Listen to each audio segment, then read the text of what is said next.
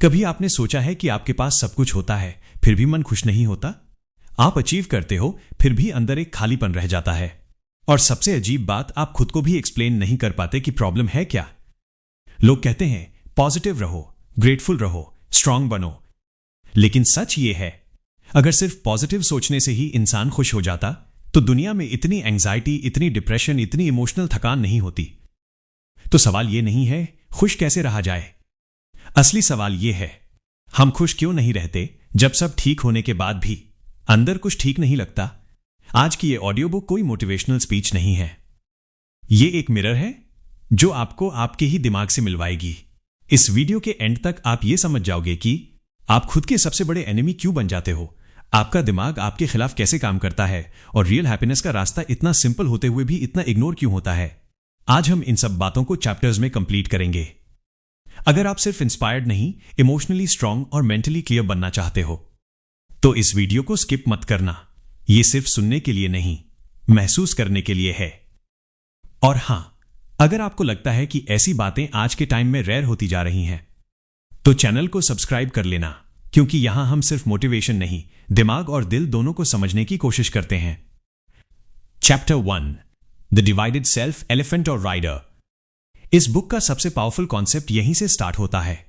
Author कहते हैं हम एक नहीं, दो लोग हैं एक ही बॉडी के अंदर। एक है थिंकिंग माइंड और दूसरा है फीलिंग माइंड। साइकोलॉजी की लैंग्वेज में लॉजिक वीएस इमोशन। इस बुक में इसे एक सिंपल एग्जाम्पल से समझाया गया है, एलिफेंट और राइडर। सोचो, आपका इमोशन एक हाथी है और आपका लॉजिक उस हाथी के ऊपर बैठा हुआ राइडर। अब प्रॉब्लम यह है, हाथी बहुत स्ट्रांग होता है, राइडर बहुत छोटा। जब दोनों सेम डायरेक्शन में होते हैं लाइफ स्मूथ चलती है, लेकिन जब हाथी किसी और डायरेक्शन में भागना चाहता है और राइडर कुछ और सोच रहा होता है, आप जानते हो क्या सही है फिर भी गलत कर देते हो। आप डिसाइड करते हो कल से स्ट्रांग बनूंगा और अगले ही दिन फिर वही इमोशनल रिएक्शन। आप लॉजिकली समझते हो ओवर थिंकिंग बेकार है, फिर भी रात को दिमाग बंद नहीं होता। इसका रीजन वीकनेस नहीं है, इसका रीजन ह्यूमन डिजाइन है। लॉजिक क्यों हार जाता है? हमें बचपन से सिखाया गया, दिमाग से काम लो, इमोशन में डिसीजन मत लो।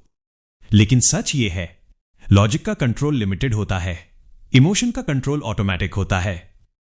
इसलिए जब आप थके हुए हो, हर्ट हो या इनसिक्योर फील कर रहे हो, तब लॉजिक का वॉल्यूम लो होता है और इमोशन का वॉल्यूम फुल। इसीलिए आप वही बोल देते हो जो बाद में रिग्रेट बन जाता है। इसीलिए आप वही टॉलरेट करते हो जो सेल्फ रिस्पेक्ट के खिलाफ होता है। इसीलिए आप खुद से कहते हो मैं ऐसा क्यों हूं। एक इंपॉर्टेंट रियलाइजेशन, हैप्पीनेस का मतलब यह नहीं कि आप अपने एलिफेंट को मार दो। इमोशन दुश्मन नहीं है, इमोशन सिग्नल है। प्रॉब्लम तब होती है जब राइडर सिर्फ कमांड देना चाहता है, समझना नहीं। ऑथर कहते हैं you cannot order the elephant, you have to train it. और ट्रेनिंग का मतलब पनिशमेंट नहीं होता, ट्रेनिंग का मतलब अंडरस्टैंडिंग होता है। रियल हैप्पीनेस के अ फर्स्ट रूल, आप खुश तब नहीं होते जब आप हमेशा सही डिसीजन लेते हो। आप खुश तब होते हो जब आप अपने इमोशंस को जज नहीं करते, समझते हो मैं जेलस क्यों फील कर रहा हूं, मैं इनसिक्योर क्यों हो रहा हूं, मैं इतना अटैच्ड क्यों हो गया। ये सवाल वीकनेस नहीं होते, ये सेल्फ अवेयरनेस होती है। और सेल्फ अवेयरनेस हैप्पीनेस का पहला दरवाजा है। अगर आपको लग रहा है कि ये बातें डायरेक्टली आपकी लाइफ से कनेक्ट कर रही हैं तो वीडियो को लाइक कर देना, एल्गोरिदम के लिए नहीं, अपने लिए।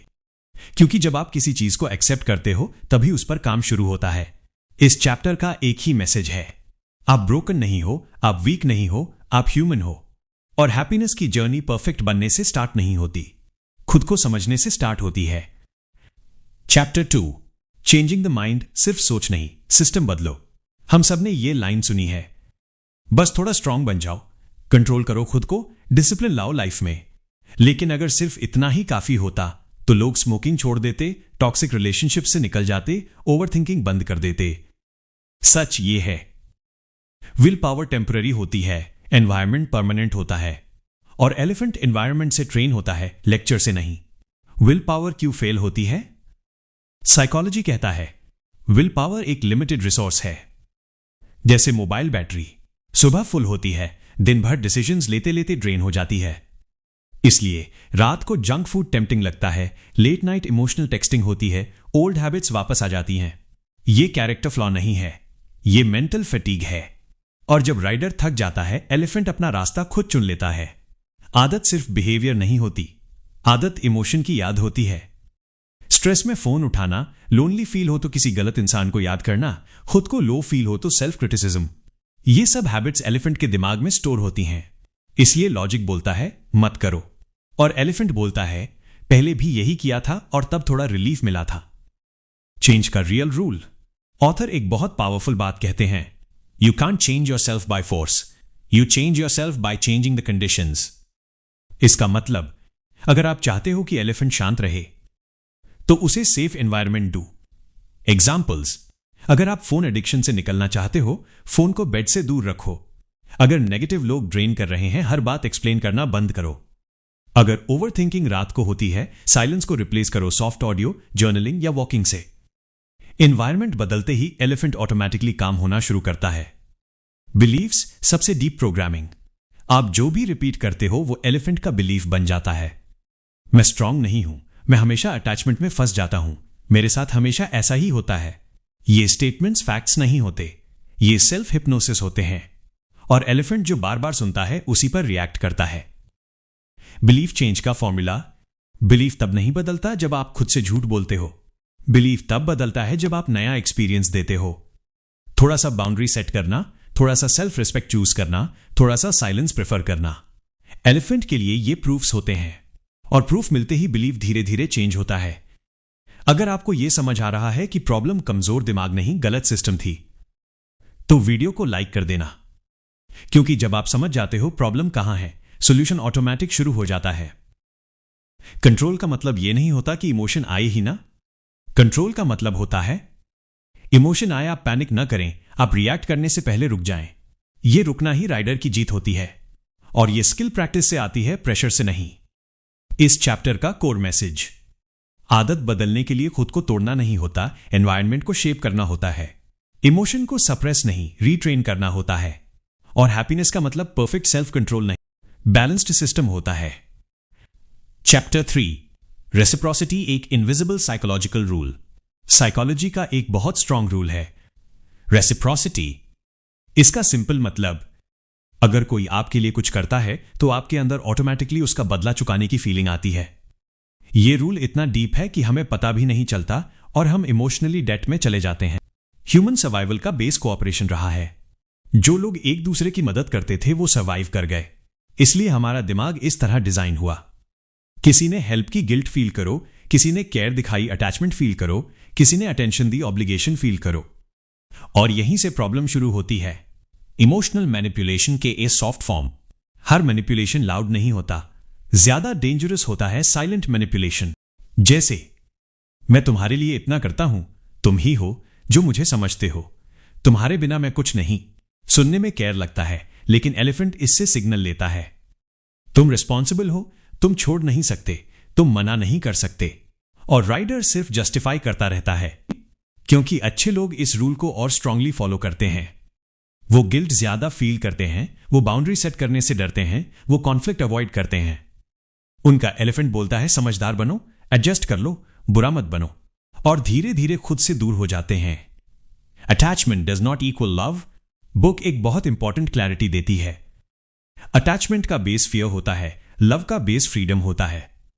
जब आप किसी को इसलिए होल्ड कर रहे हो क्योंकि डर लग रहा है अकेले रह जाओगे, तो वो लव नहीं डिपेंडेंसी होती है, और डिपेंडेंसी हमेशा सफरिंग देती है। हेल्थी रिलेशनशिप का मतलब ये नहीं कि आप हमेशा अवेलेबल रहो। हेल्थी रिलेशनशिप का मतलब आप नो कह सकते हो, आप गिल्टी फील नहीं करते, आप खुद को लूज नहीं करते। ऑथर कहते हैं, the happiest people are those who give and receive freely without keeping score. Score रखना शुरू होते ही खुशी खत्म हो जाती है। इस चैप्टर का कोर मैसेज, सब लोग जो केयर दिखाते हैं सेफ नहीं होते, सब अटैचमेंट्स हैप्पीनेस नहीं देते। आप खुद को बचाकर भी अच्छा इंसान रह सकते हो। हैप्पीनेस का मतलब सबको खुश रखना नहीं, खुद के साथ ऑनेस्ट रहना होता है। अब तक हमने ये समझा, आपके अंदर इमोशन और लॉजिक का कॉन्फ्लिक्ट है, हैबिट्स फोर्स से नहीं सिस्टम से बदलती हैं, रिलेशनशिप्स खुशी भी देती हैं और दर्द भी। आज का ये चैप्टर सबसे मिसअंडरस्टूड टॉपिक पर है। हम चाहते हैं लाइफ स्मूथ हो, प्रॉब्लम फ्री हो, पेनलेस हो, लेकिन अगर मैं आपसे कहूं, अगर लाइफ में दुख ना हो तो आप मेंटली स्ट्रांग कभी बन ही नहीं सकते। तो शायद ये बात थोड़ी अनकंफर्टेबल लगे, लेकिन सच अक्सर अनकंफर्टेबल ही होता है। Chapter 4 adversity pain is not the enemy. हम जनरली ये मानते हैं happiness equals comfort, pain equals problem, लेकिन साइकोलॉजी कुछ और कहती है। पेन एक सिग्नल है, पेन एक टीचर है, पेन एक फिल्टर है। जो लोग पेन से गुजरते हैं और रुकते नहीं, वही लोग लाइफ को डीप लेवल पर समझ पाते हैं। क्यों डिफिकल्ट टाइम्स इंपॉर्टेंट होते हैं? जब लाइफ स्मूथ होती है, ईगो ग्रो करता है, अटैचमेंट स्ट्रांग होती है, एक्सपेक्टेशंस बढ़ जाती हैं, और जब लाइफ हमें तोड़ती है, ईगो टूटता है, अटैचमेंट लूजन होती है, रियलिटी क्लियर होती है। इस प्रोसेस को साइकोलॉजी कहती है पोस्ट ट्रॉमेटिक ग्रोथ। मतलब कुछ लोग ट्रॉमा के बाद सिर्फ सर्वाइव नहीं करते, वो बेटर वर्जन बन जाते हैं। दुख ये नहीं सिखाता कि दुनिया बुरी है, दुख ये सिखाता है आप किस पर डिपेंड कर रहे थे, आपने खुद को कहां इग्नोर किया, आप किस चीज को कंट्रोल नहीं कर सकते। और जब ये क्लैरिटी आती है तो एलिफेंट धीरे धीरे ज्यादा मैच्योर हो जाता है। डिफरेंस पेन का नहीं होता, डिफरेंस मीनिंग का होता है। अगर आप दुख को पनिशमेंट समझते हो, बिटरनेस आती है। अगर आप दुख को ट्रेनिंग समझते हो, विजडम आती है। सेम सिचुएशन, दो अलग आउटकम। ऑथर कहते हैं adversity introduces us to ourselves. दुख आपको वो दिखाता है जो कंफर्ट कभी नहीं दिखा सकता। Suffering does not equal meaningless. सबसे डेंजरस थॉट होता है ये सब मेरे साथ ही क्यों होता है। इस थॉट से विक्टिम मेंटालिटी आती है। हेल्थी थॉट होता है इस एक्सपीरियंस से मैं क्या सीख रहा हूं। इस क्वेश्चन से कंट्रोल वापस आता है, और जब कंट्रोल वापस आता है, हैप्पीनेस का फाउंडेशन बनने लगता है। अगर आप अपनी लाइफ के किसी पेनफुल फेज से अभी भी निकल रहे हो तो वीडियो को लाइक कर देना। इसलिए नहीं कि दुख अच्छा है, बल्कि इसलिए कि आप उसे समझने की हिम्मत रखते हो। पेन से भागना टेम्पररी रिलीफ देता है, पेन को फील करना परमानेंट स्ट्रेंथ देता है। इसका मतलब ये नहीं कि आप हर वक्त सैड रहो, इसका मतलब ये है अपने इमोशंस को नाम दो, खुद से सच बोलो, जल्दी मूव ऑन का प्रेशर मत लो। हीलिंग कोई रेस नहीं होती, हीलिंग एक जर्नी होती है। इस चैप्टर का एक ही मैसेज है, दुख आपको तोड़ने नहीं आता, दुख आपको शेप करने आता है। हैप्पीनेस का मतलब पेन का एब्सेंस नहीं, पेन की अंडरस्टैंडिंग होता है। जो लोग अपने दुख को एक्सेप्ट कर लेते हैं, वो लोग लाइफ से डरते नहीं।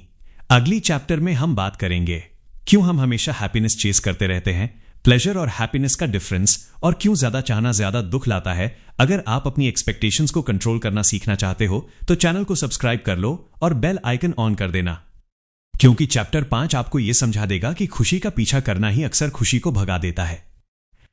चैप्टर 5 हम सब एक ही मिस्टेक करते हैं, हम सोचते हैं बस ये मिल जाए फिर मैं खुश हो जाऊंगा। अच्छा, रिलेशनशिप, पैसा, रिस्पेक्ट, सक्सेस, पीस, हम हर चीज के साथ खुशी को जोड़ देते हैं, लेकिन फिर वो चीज मिल जाती है और कुछ समय बाद वही सवाल लौट आता है, अब नेक्स्ट क्या। हैप्पीनेस क्यों सस्टेन नहीं होती? साइकोलॉजी इसे कहती है हिडोनिक एडेप्टेशन। मतलब आप किसी भी सिचुएशन के आदी हो जाते हो। एक डेंजरस बिलीफ, सबसे डेंजरस बिलीफ ये है खुशी एक डेस्टिनेशन है। हम सोचते हैं जब लाइफ सेट हो जाएगी, जब प्रॉब्लम्स खत्म हो जाएंगी, जब मैं परफेक्ट बन जाऊंगा तब मैं खुश रहूंगा।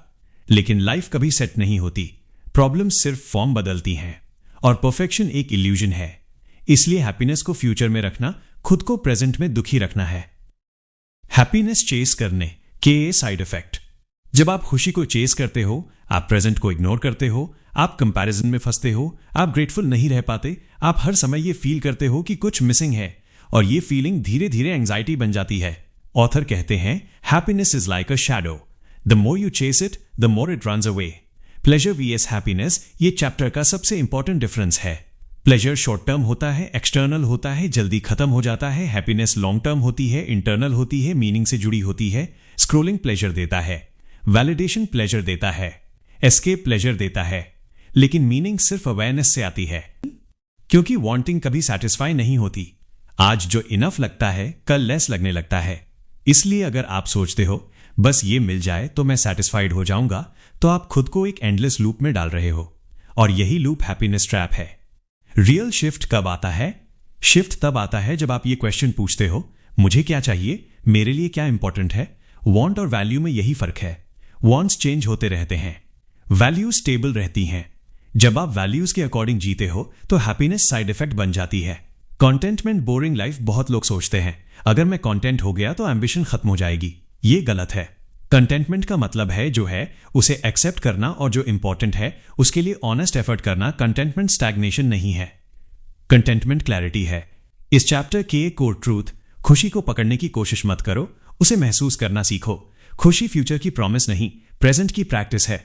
जब आप हर मोमेंट से कुछ एक्सपेक्ट करना बंद कर देते हो, तभी आप हर मोमेंट को फील करना शुरू करते हो। अगर ये चैप्टर आपके अंदर कहीं हिट कर रहा है तो वीडियो को लाइक कर देना। ये रिमाइंडर है कि आप ऑलरेडी इनफ हो। अगला चैप्टर सबसे डीप है, मीनिंग, पर्पस और वो रीजन जिसकी वजह से कुछ लोग हर हालत में स्टेबल रहते हैं। चैप्टर 6, मीनिंग और पर्पस माइनस क्यों कुछ लोग हर हालत में स्थिर रहते हैं। अब तक हमने ये समझा, प्लेजर आपको डिस्ट्रैक्ट करता है, हैप्पीनेस को चेस करना ट्रैप है, पेन आपको ग्रो करता है। लेकिन अब सवाल यह है, फिर लोग जीते किस सहारे हैं? वो कौन सी चीज है जो इंसान को अंदर से स्टेबल रखती है जब लाइफ अनकंट्रोलेबल हो जाती है? इस चैप्टर का आंसर है मीनिंग, पर्पस। हैप्पीनेस एक फीलिंग है, मीनिंग एक डायरेक्शन है। फीलिंग आती जाती रहती है, डायरेक्शन बना रहता है। आप हैप्पी नहीं भी हो सकते, फिर भी आप लॉस्ट नहीं होते अगर आपकी लाइफ में मीनिंग है। लेकिन अगर मीनिंग नहीं है तो हर खुशी टेम्पररी लगती है। एक डीप साइकोलॉजिकल ट्रूथ, साइकोलॉजी कहती है इंसान पेन सह सकता है अगर उसे क्यों पता हो। पेन तब अनबेरेबल बनता है जब वो मीनिंगलेस लगता है। इसीलिए एक मां अपने बच्चे के लिए हर तकलीफ सह लेती है, एक सोल्जर अपने देश के लिए जान तक दे देता है, एक क्रिएटर रिजेक्शन के बाद भी क्रिएट करता रहता है, क्योंकि वहां पर्पस होता है। पर्पस कहां ऐसी आता है? पर्पस कोई रेडीमेड आंसर नहीं होता। पर्पस धीरे धीरे बनता है। जब आप किसी चीज की रिस्पॉन्सिबिलिटी लेते हो, जब आप किसी के काम आते हो, जब आप अपने पेन को वेस्ट नहीं करते, आपका स्ट्रगल किसी और के लिए गाइडेंस बन सकता है। और यही पॉइंट पेन को मीनिंग देता है। क्यों कई लोग सब होने के बाद भी एम्प्टी फील करते हैं? क्योंकि उनकी लाइफ में अचीवमेंट्स हैं, कंफर्ट है, डिस्ट्रैक्शंस हैं, लेकिन कंट्रीब्यूशन नहीं है। मीनिंग कंजम्पशन से नहीं आती, मीनिंग कंट्रीब्यूशन से आती है। जब आप सिर्फ अपने लिए जीते हो तो माइंड बोर्ड हो जाता है। जब आप किसी लार्जर रीजन के लिए जीते हो तो माइंड ग्राउंडेड हो जाता है। मीनिंग परफेक्ट लाइफ में नहीं मिलती, मीनिंग आइडियल सिचुएशन में नहीं मिलती, मीनिंग इम्परफेक्ट रियलिटी में मिलती है। आप वेट मत करो, जब मैं ठीक हो जाऊंगा, जब मेरी लाइफ सेट हो जाएगी। मीनिंग एक्शन से निकलती है, क्लैरिटी से नहीं। पहले कदम उठाओ, डायरेक्शन रास्ते में क्लियर होती है। पर्पस और हैप्पीनेस का रिलेशन, पर्पस आपको हैप्पी नहीं बनाता, पर्पस आपको स्ट्रांग बनाता है। और स्ट्रांग इंसान खुशी को हैंडल कर पाता है और दुख को भी। इसलिए पर्पस बोरिंग नहीं होता, पर्पस हैवी होता है, लेकिन वही आपको हॉलो होने से बचाता है।